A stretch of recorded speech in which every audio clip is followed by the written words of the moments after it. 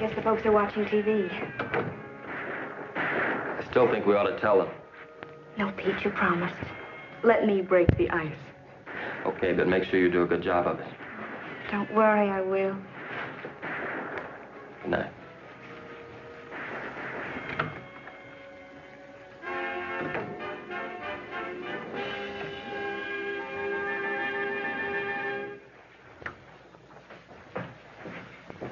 Oh, Jane, I thought I heard you come in.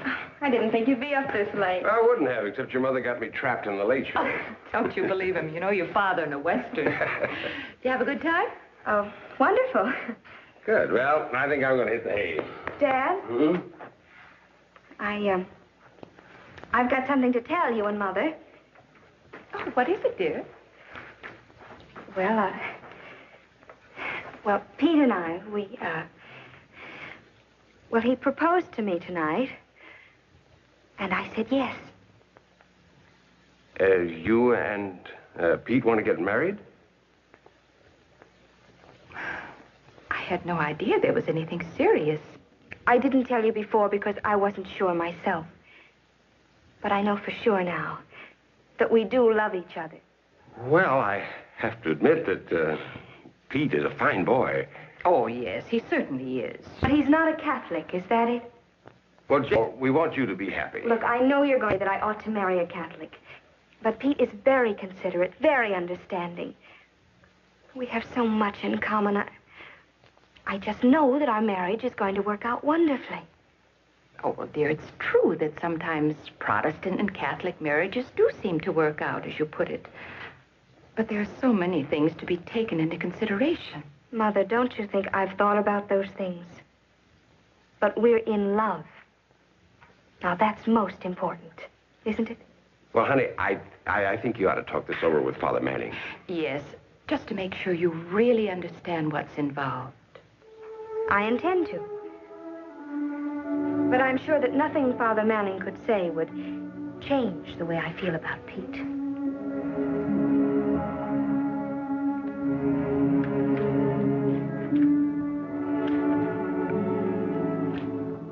Hi, Pete.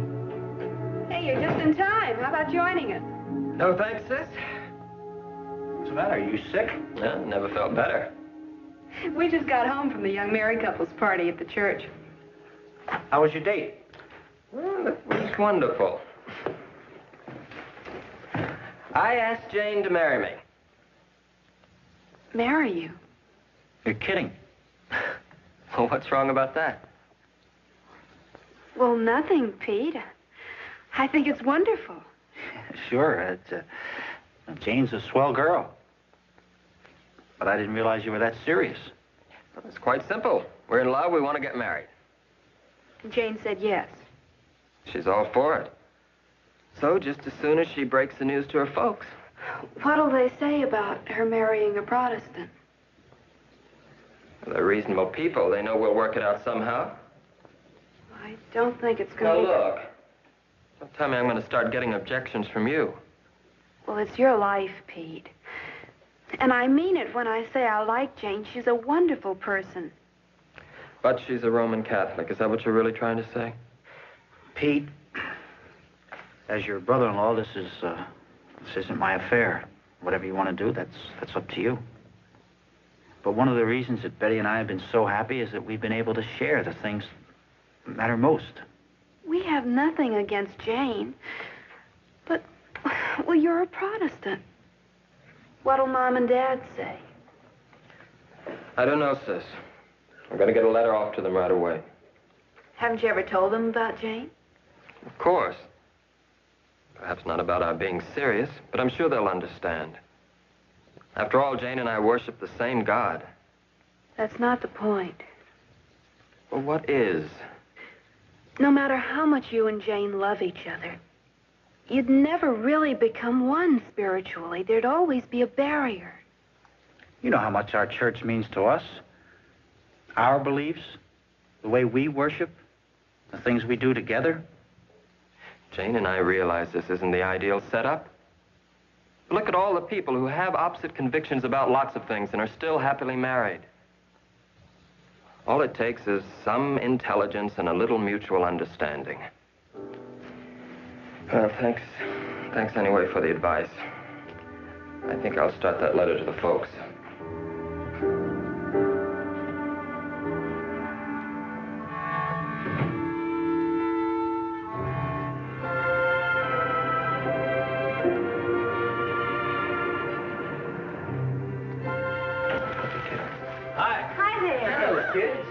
We brought you some flowers. Oh, how lovely. Thank you. Congratulations. Thank you. Why don't you put them on the table? We saw your baby through the nursery window. Oh, he's darling. Thank you. But will he ever unwrinkle? You know, that's been worrying me, too. Sit down. Alan, what's with you two now that graduation's over and you're out in the cruel, cold world? Well, first we're thinking of getting married. You are? Hey, how about that? Congratulations. Hey, listen, anytime you want any advice from a couple of old pros. Maybe we'll take you up on that. Right now. Advice we need. Oh? Problems? Yeah, religion. How did you two work it out? Well, it wasn't easy. All my folks liked Evelyn all right, but they always figured I'd marry a Jewish girl, you know? My family acted like it was the end of the world or something. I think by now they can see that we've worked it out all right, though. Right, honey? I think so. Uh-oh. The visitor's bell? Afraid so. When will you be going home? Not for another day. It'll take me at least that long to wash all the dirty dishes. The doctor says I can go home day after tomorrow. You come on over. We will. Nice seeing you, dear. Thank you for coming. Thanks for Bye-bye. the flowers. Goodbye. Bye. Good day.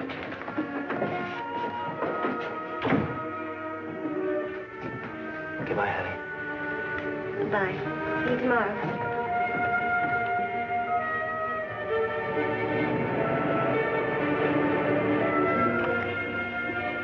Mother. Pete promised me that you won't get into an argument. Honey, I don't want to argue, but if any... Just promise me. Okay. Hello, Mother. Oh, hello, Pete. Miss Sullivan? We just got back from the hospital. Yes, we saw Evelyn and Dave. And the baby. Oh, I'll bet the baby's cute. Simply adorable. How's Evelyn? She's very happy. I'm glad. She's such a nice girl. Well, I guess I better be going. Pete, if you don't mind, I'd like to say something. Yes? Well, I think you know that both Jane's father and I like you personally very much. But we are rather concerned about Jane marrying a Protestant. Well, there would have to be a lot of adjustments. Well, we know that, Mrs. Sullivan. And you understand that there would be many things that Jane, as a Catholic, wouldn't be able to share with you? I suppose so. Well, just as there would be many things that you, as a Protestant, wouldn't be able to share with Jane. Mother, Pete and I have gone into all this many times. Well, what I'm leading up to is that I think it's very important that Pete discuss this with Father Manning to fully understand what's necessary if you marry each other. Well, of course, there'd be no problem, Pete, if you'd agree to become a Catholic. I've been a Protestant all my life. But I will talk to Father Manning. He's very nice, Pete. You'll like him.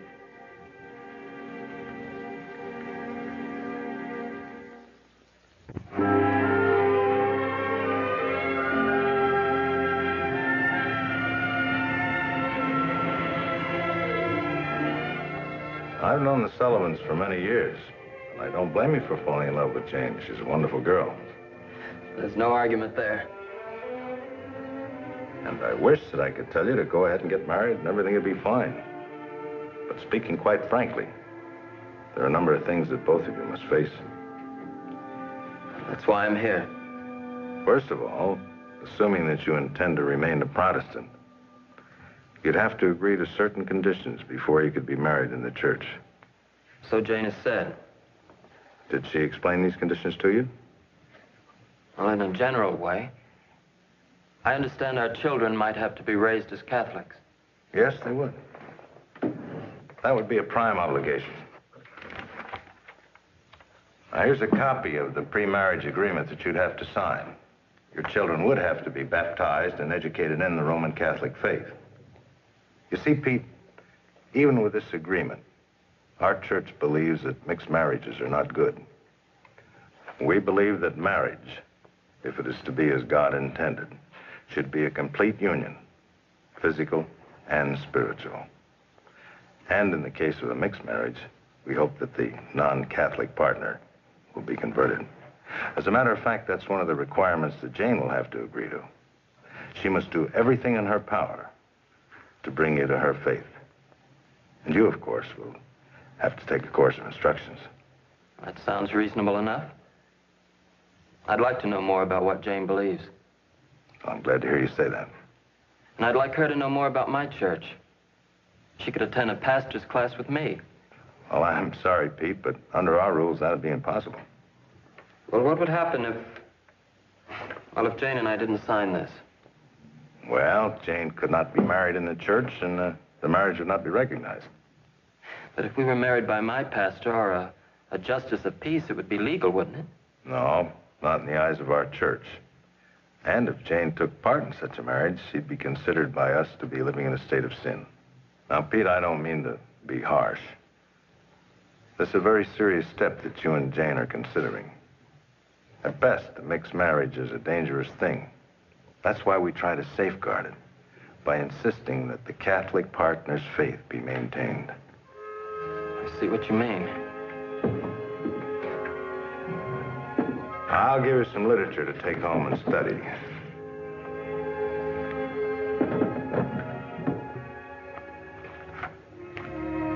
May God guide you and Jane in making a wise decision.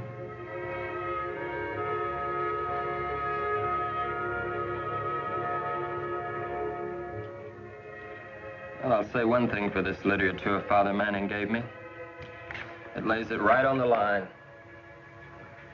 I don't know, maybe it's a good idea to put everything down in black and white before marriage. That way both parties know exactly where they stand. That's just it. Where would you stand? What do you mean? If two people getting married have to sign an agreement as to what they can't share, especially about such a personal thing as their spiritual life, isn't that just building a wall between them even before they get married? It depends. I think it's how you live and let live.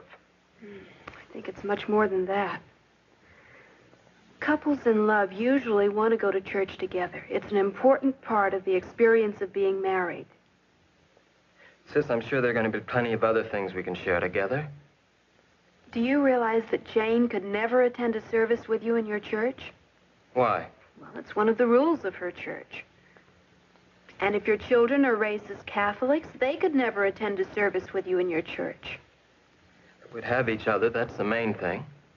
But you wouldn't have each other, not all of each other. Okay, so families ought to go to church together. Oh, it's more than just going to church together. There'd be so many, many things that you wouldn't be able to share together, like grace at meal times and family prayers with your children, having the same church friends. I can tell you from my own experience that our marriage is complete because Craig and I share the same faith in Christ. Sis, I know there's a lot in what you say, but it... Please, Pete, for yours and Jane's sake, go see the pastor. Okay? All right. I know it's not going to make any difference.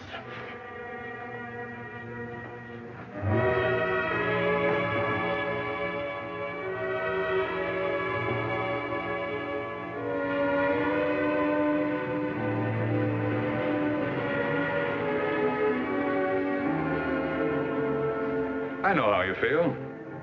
Just out of college, with all the uncertainties and challenges ahead. Come to know a very fine girl. And you're in love. That seems to be the most important thing in the world. Right. Pete, I've known you since you started high school. And I'd like to see you do the thing that's best for you. I'm sure you realize that marriage is a very serious step. Of course I do. But I can't see that it's as complicated as some people make it out to be. Well, that depends. There can be many complications in a mixed marriage. Basically, it's like any other marriage. From it will come love, companionship, a home, and children. Now let's analyze these things in terms of what you would get from a mixed marriage. I think you'll agree that love is not only physical, it's mental and spiritual, too. And if your married partner does not share your own faith, then she cannot completely share the spiritual aspect of love. Therefore, you both would be missing something important. As to companionship in a home, here again, in a mixed marriage, partners can never really enjoy complete companionship or a united home life. Pastor, I know, but it just doesn't seem that important. Both Jane and I are reasonable people. We respect each other's differences. And our marriage would be built on mutual respect. Pete, how many times have I heard a fine young person like yourself, contemplating a mixed marriage, state these same convictions? And how many times I've seen their homes break up. But Jane and I are different. But the facts remain the same. Statistics show that mixed marriages have more than twice as many separations and divorces as families with the same religious faith. Well, there's always a chance that Jane may see things as I do religiously. It would be your obligation, Pete, to try to bring about her conversion. Just the same as it would be her obligation to try to convert you to Roman Catholicism. Well, I still think Jane and I can work things out. All right. Let's discuss this from another aspect. Children. I know what you're going to say about my having to agree to let them be raised in the Roman Catholic Church. It can go further than that, Pete. What about raising a family? Planning on how many children you'll have? What do you mean? Well, truly responsible parenthood, intelligent planning for children, might be impossible.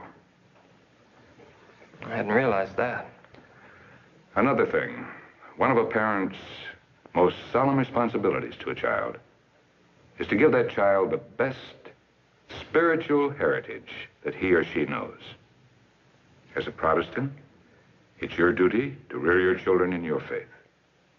As a Catholic, it's Jane's duty to bring up the children in her church. It goes without saying, this can lead to discord. But worse than that, it could lead to both of you giving up your church life and rearing your children with no faith.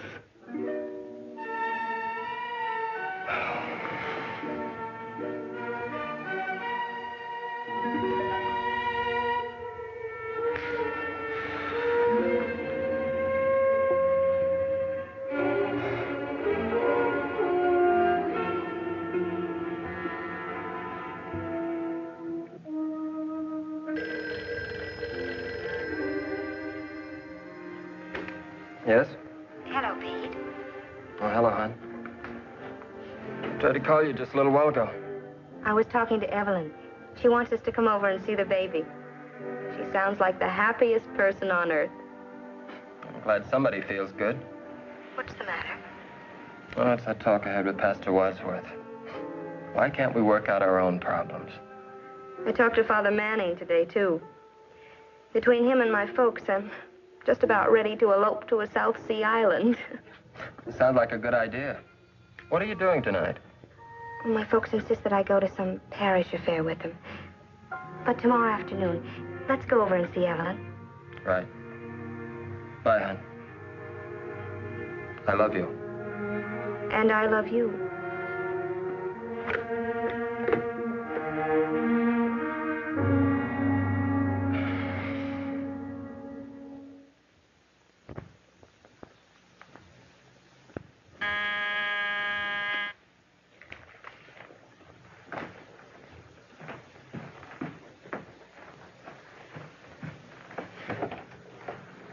Yes? Mrs. Levine, Yes? I'm Rabbi Kramer. Oh, won't you come in? Thank you. David asked me to drop over. Well, he went to the store, but he'll be right back. Won't you sit down? Thank you.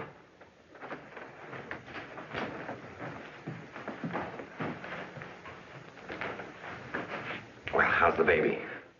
Oh, fine, thank you. I just got him to sleep. You must be very happy, the both of you. I know David was bursting with pride when he phoned me about arranging the bris. The what? The bris. Hasn't David discussed it with you? No. Well, that's why I'm here, I thought. I don't quite understand. What do you mean, a bris? Well, the bris is the circumcision ceremony performed on boys of the Jewish faith the 8th day following their birth. I thought you knew. Oh, I've heard about it, I guess. But Dave and I, we've never discussed such things very much. Well, it's a holy covenant dating back to the days of Abraham. And your husband would like now to keep that tradition with his son. I wish David said something to me. I mean...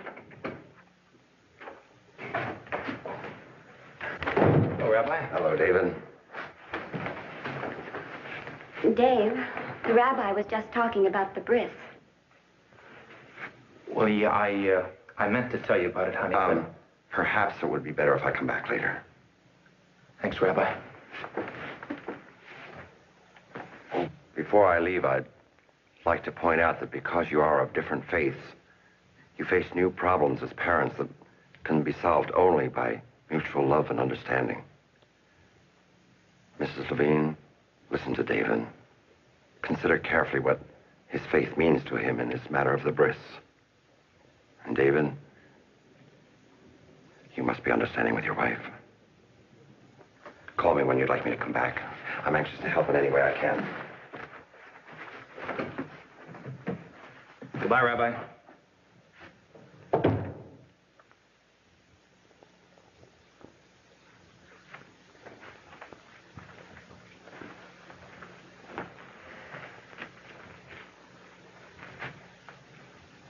I'm sorry. I meant to talk it over with you, honey. I don't want this kind of a ceremony. Honey? After all, he's my son, too. What do you want me to do? Forget I'm a Jew? Forget this is one of our most sacred traditions? But what about my faith? Honey, remember when we got married, we promised we'd never fight about religion? All right, then. Let's forget this bris. I can't. My parents wouldn't understand. What about my parents? It's taken us all this time to get them and your folks to even be friendly. But something like this would just split things wide open again. Now, look, Evelyn, I've given in to you on everything religious. For all practical purposes, I've lived my life as if I weren't a Jew.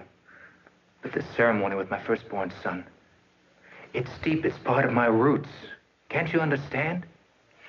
The only thing I can understand is if we start out with this Jewish ceremony for our son, it's the beginning of something between us. Well, maybe the wall's already there and we just haven't admitted it, huh? Perhaps you're right.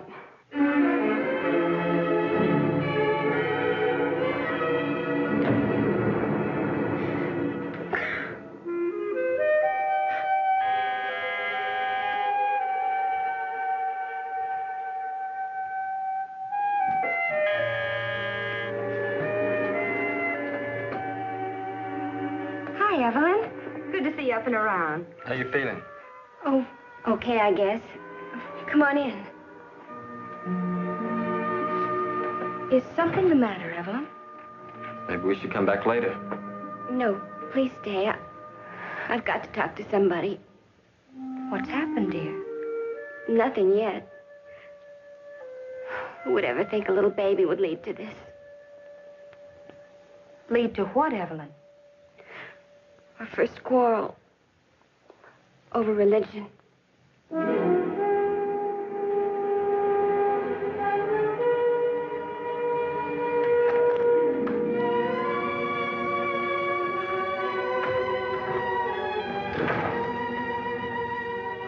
I can't get over it. Yeah. Perhaps Father Manning was right. He said that it all narrowed down to certain choices. A husband and wife could stay active in their own churches, or one of them could change faith. Or both could give up their faith, which I could never do.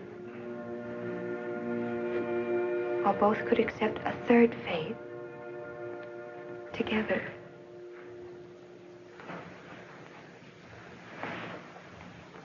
Could you? No. Could you? No. Father Manning had one final choice. He said that people do recover from being in love. And while it could be terrible at first, it would be easier than all the heartaches we might have if we did get married. Is that what you want to do? Call it off? No. Darling, no, I love you. So what do we do? I don't know. I don't know. I think I'll go to Mass in the morning and pray.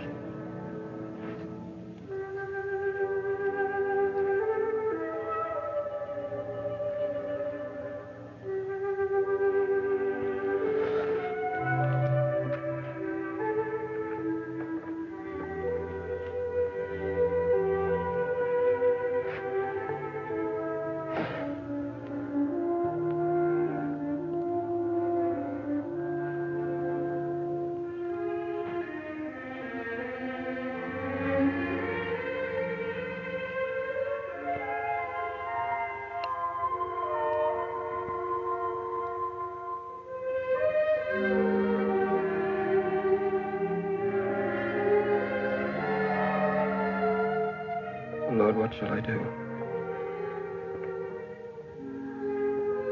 What shall I do?